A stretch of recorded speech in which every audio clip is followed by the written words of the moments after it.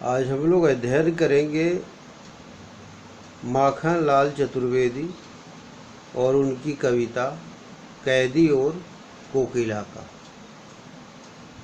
सबसे पहले माखन लाल चतुर्वेदी जी का जीवन परिचय संक्षेप में जान लें। ये एक प्रमुख छायावादी कवि रहे हैं। हालांकि जिस दौर में इनकी रचनाएं अधिक प्रकाशित हुई वह दौर छायावाद और उसके बाद का प्रगतिवाद रहा है। छायावादी युग में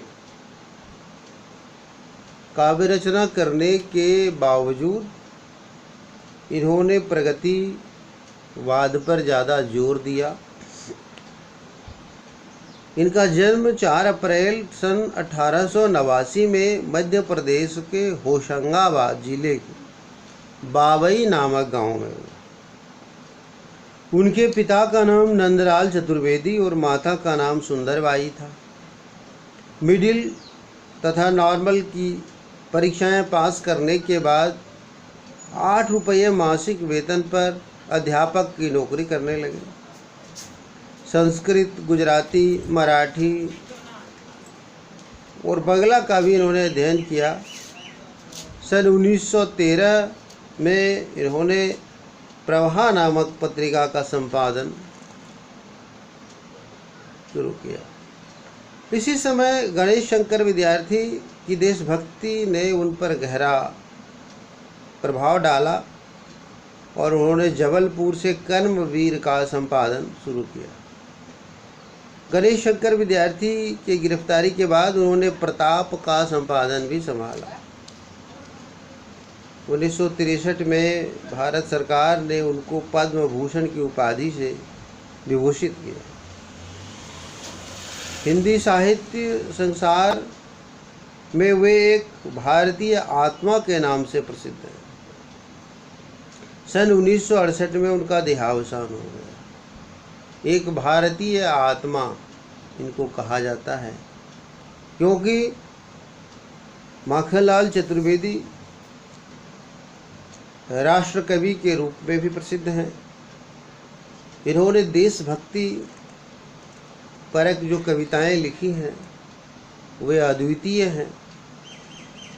छायावाद का प्रभाव भी मिलता है देखने को। प्रमुख रचनाएं जो इनकी हैं काव्य संग्रह में हिम किरीटिनी, हिम तरंगिनी, युगचारण, माता, वेणु लो गूंजे धरा, समर्पण, बिजुरी काजल आंज रही, मरण ज्वार, धूम्र वलय आदि। नाटक कृष्णार्जुन युद्ध, संस्मरण, समय के पांव। गद्य काव्य और निबंध में साहित्य देवता, अमीर इरादे, गरीब इरादे, चिंतन की लाचारी, ये प्रमुख पुस्तकें हैं, प्रमुख रचनाएं हैं। चतुर्वेदी जी की जो काव्यगत विशेषताएं हैं देशभक्ति और राष्ट्रीयता से ओतप्रोत, अपने देश और अपनी संस्कृति के प्रति अपार स्नेह है इनके मन में और वही इनकी रचनाओं में दृष्टिगत भी होता है। उनकी प्रारंभिक रचनाओं में भक्ति और आध्यात्म के भी कुछ दर्शन मिलते हैं। उन्होंने प्रेम और प्रकृति से संबंधित कुछ रचनाएं भी की हैं। प्रकृति वर्णन भी इनकी काव्य की प्रमुख विशेषता रही है। ये आम बोलचाल की भाषा के साथ साथ उर्दू, फारसी के शब्दों का भी प्रयोग करते हैं। संस्कृत की तत्सम शब्दावली का भी प्रयोग करते हैं लेकिन कम करते हैं। छंद योजना में नवीनता पाई जाती है। मुक्त छंद की रचनाएं भी, क्योंकि छायावादी युग में कुछ छंदों का भी प्रयोग हो रहा था और कुछ मुक्त छंदों का भी प्रयोग हो रहा था। दोनों ही स्थितियां देखने को इनमें मिलती हैं। निराला जी ने मुक्त छंद का प्रचलन प्रारंभ कर दिया था और जो एक छायावाद के प्रमुख स्तंभ भी हैं माने जाते हैं। लयात्मकता या तुक का मिलना एक अलग बात है।